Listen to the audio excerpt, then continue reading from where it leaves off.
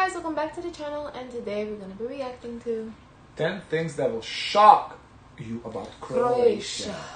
Let's see. Hey there, fellow travelers. Mark here with Walter's World. Today we're in Croatia. Is near there.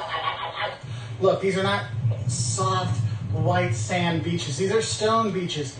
Beaches with pebbles and rocks and stuff like that. So make sure you bring some water shoes. Interesting. I like it. Because there's like sand beaches, there's pure pebble beaches, and there's that in between. The way he's describing is that in between. Because the pure pebble beaches, those are not bad actually. There's no sand, it's just all like little pebbles, and they're not sharp, so those are fine. So I wonder if like they have, because I also think they also have sandy beaches too. Because we have both, like, yeah, we have everything. I feel like that should be like that too. So. Choose when you do come here, because oh my goodness, it can be quite the painful time. I saw a girl and her boyfriend trying to get in the water today. There was no romance going on there. It was more of kind of things. Also, like here in Greece, watch out for the sea urchins. So be careful with that. So that's the first thing that shocks you when they come here. The second, sea urchins. They have spikes. You step on it, it's gonna hurt. Ow, ow, ow. Oh, it has the spikes. You never seen them before? I seen one before when I went into the water a long time ago. No, I just kind of want to see if it's the same thing what I'm thinking of in Lithuanian. How you say Lithuanian? No, it's not the same thing. I don't know what this thing is. Okay, understood. Wear shoes in water. Got it. Yeah. The thing that shocks people when they come to Croatia, and let's be honest, most of the people that come to Croatia, they're going to go to Dubrovnik. And the thing that shocks people is just how many tourists they fit in the historic center of Dubrovnik. When you go there, it is going to be full of tourists from 9 until 5. Why? Because the cruise ships come in, and they have thousands of cruise ship passengers coming in to enjoy the beautiful city, walking the walls, seeing the monasteries and stuff like that, the churches and the museums and all those things from 9 until we... Well, what we learned in our reactions, we're not going to Dubrovnik, we're going elsewhere, because plenty of other beautiful places to see, especially the national park. We have to be back on the ships between 3 and 5, and so just insanely packed. But what's cool is after like 5 or 6 o'clock, when all the cruise ship people are gone, you have a really beautiful city all to yourself. So that's kind of nice. I know that's just for Dubrovnik, but since most people go there, I thought it was an important one to bring up. Now, the third thing that shocks tourists when they do come here, if you're in the Dalmatian coast at least, and other places, is the stone cities. When I say the stone cities, I'm talking about Dubrovnik with the walls and the buildings. I'm talking about Dubrovnik, where you can go through there and see St. James Cathedral and these kind of things. And you have these little windy, narrow roads that are in these streets, and you go... I kind of feel like that's not that shocking, those stone cities. I feel like a lot of the older cities in Europe are made out of stone because, well, that's what was available back in the day. So I'm not, I don't know if it's that shocking, yeah. Split. They built this historic city inside of a Roman palace. So yes, you have these windy, tiny little stone streets and roads and buildings, and it's truly gorgeous. And it's just one after another, and you're shocked because how many there actually are. But also you're shocked because after like 7 or 8 of them, you're like, yeah, another beautiful, great historic city. And the thing is, there's 7 UNESCO World Heritage Sites here in Croatia, and a lot of them have to deal with these stone cities you'll go see, and it is quite great, and they are gorgeous when you go see them. You know, Trojer, or if you go, like I said, Split, or you're going to Dubrovnik, or there's lots of them out there, but do be careful, because the pavers, that stone is beautiful, but it's slick as snot when it rains, but you don't have to worry about too much. The weather's great here, so you don't have very much rain, but it can be quite dangerous that way.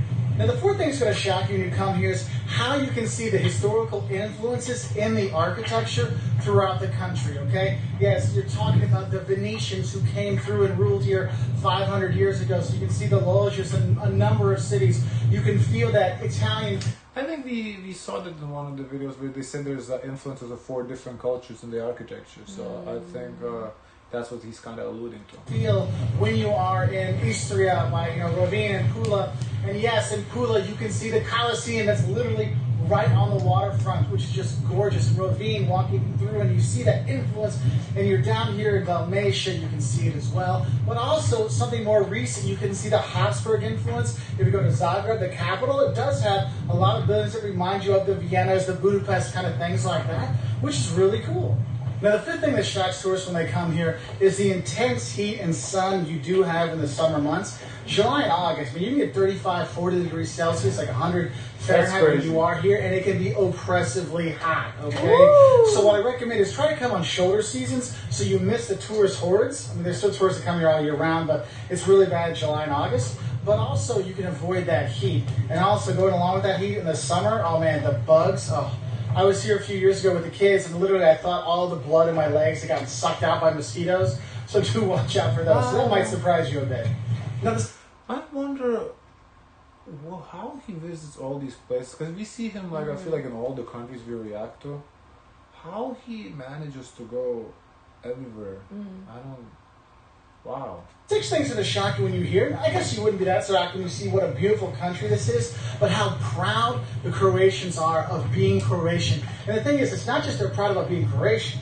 I'm proud about being Croatian in Dalmatia, and my beautiful city, Split, is the most beautiful city in Croatia. Now, I'm not biased because it's just a fact. People have such pride in their hometowns and in their communities here. They really, really do enjoy it. And what's cool for a tourist is, yes, you can see the history, and they've really done a great job of preserving it with the buildings like Diocletian's Palace in Split, where they built the city inside of it. You can still see the mausoleum there and those kind of things. It's been turned into a cathedral, and you can see all these things. But where I see it really great is when you go to the smaller museums, the city museums in different little towns. The city museum in Dubrovnik, it's just a tiny museum, but it's done fantastically well, and you can tell that the people are super proud of their country. And that's one of the things that's cool is they put the effort into making their communities look better and be better for us tourists as well, and also for themselves, and that is really cool. And kind of going along with that is the shock you'll get if you call this place Yugoslavia. It's not Yugoslavia, man. That's 20 years ago, okay? 25 years ago, 30 years ago. Who the fuck would call them Yugoslavia? That was like... Yeah, a long time ago. Somebody has to be like real old to... Cause yeah. that not our generation, somebody has to be like in what they're, I don't know, 50s, 60s to actually refer to a country like that. Croatia. Stick with Croatia, not Yugoslavia, all right? And following along with that pride and how well these cities have been put together... Like, in old song that mentions it, but you have to be really old. No, as I said, you have to be old. Like, that's basically you have to have learned in school in geography that was Yugoslavia. So you must have been in school in the 80s, you know.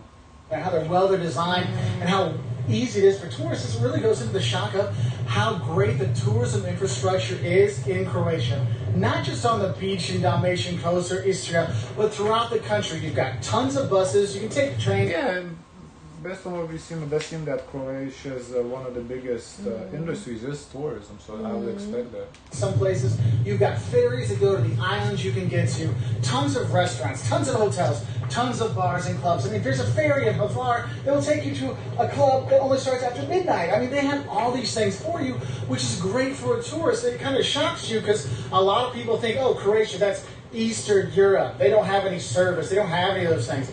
Oh, no, no, no, no. Croatia's been getting tourists for hundreds of years. They know how to treat people right. They know how to feed you, to water you and drink you and show you a good time, take you on the boats, give you the figs and rakia, and have a great time. And that's what shocks a lot of tourists. Good. This food? Yes. Looks similar to Lithuanian food. Because they think, oh, I'm going to like Ooh, this look like almost like baklava, maybe, because it look like the filo. flakiness. Yeah, the flakiness, yeah, kind of. Eastern European. No. This is Southern Europe. You're on the Adriatic. It's a whole different ballgame. It is really awesome here. And to go along with that, the next thing that shocks a lot of tourists is how many people speak English here. Look, tourism is a great thing, and it's bringing a lot of money in and all kinds of stuff, and the people know that. Guys, what's the percentage of English speaker in Croatia? Let us know. But they also know that, hey, I got to talk to the tourists and tell them how proud we are, how great this stuff is, about the history of Vis and all these kind of things. And they share those things, and they share it in English. And what's shocking is how well the English descriptions are, and a lot of, not just the big museums and big sites, but also the smaller museums as well, and that's really awesome. Now, the nice thing that shocks people when they come here is how much natural beauty there is in Croatia. And no, I'm not just talking about the beautiful women. Okay, there's natural beauty here as well. And if you go, you'll see obviously the coastline. And I know I said there's the stones, but honestly, when you go on the coast and go through the islands, it's just gorgeous. Seeing the mountains, you're like, oh, there's just amazing. Kirkle waterfalls, to see that, going to the Lake District and seeing them.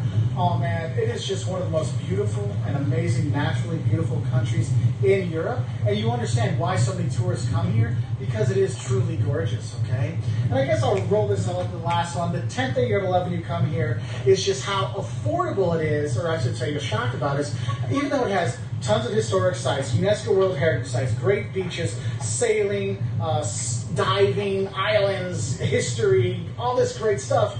It's still affordable for normal tourists like you and me.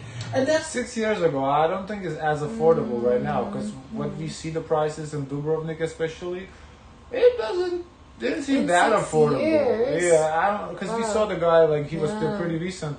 The touristy places in Dubrovnik, I wouldn't call that too affordable. Like, that was pretty expensive to me. So I think maybe a little outdated.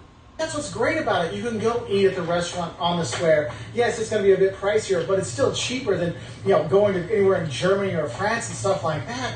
And that's what's so cool. It's an affordable family vacation that everybody can enjoy. And there's not a lot of places like that anymore. And you'll see that when you come here in the summer, you'll see tons of Austrian license plates and Italian license plates, because they know we can have a great time on a great amount of money when I come here to Croatia. So these are kind of more of like a very nice version of my shocks kind of stuff. But I don't know if anything really shocked me. I feel like most of these stuff we've seen already. I don't know. What do you think? Did you learn something new? I don't know. I just saw really good food, beautiful water.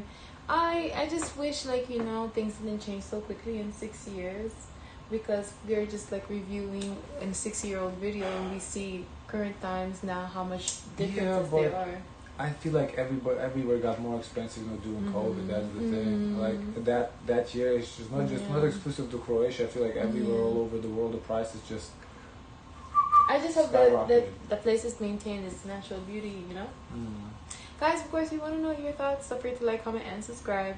Join the Discord. And as always, share as much kindness as possible.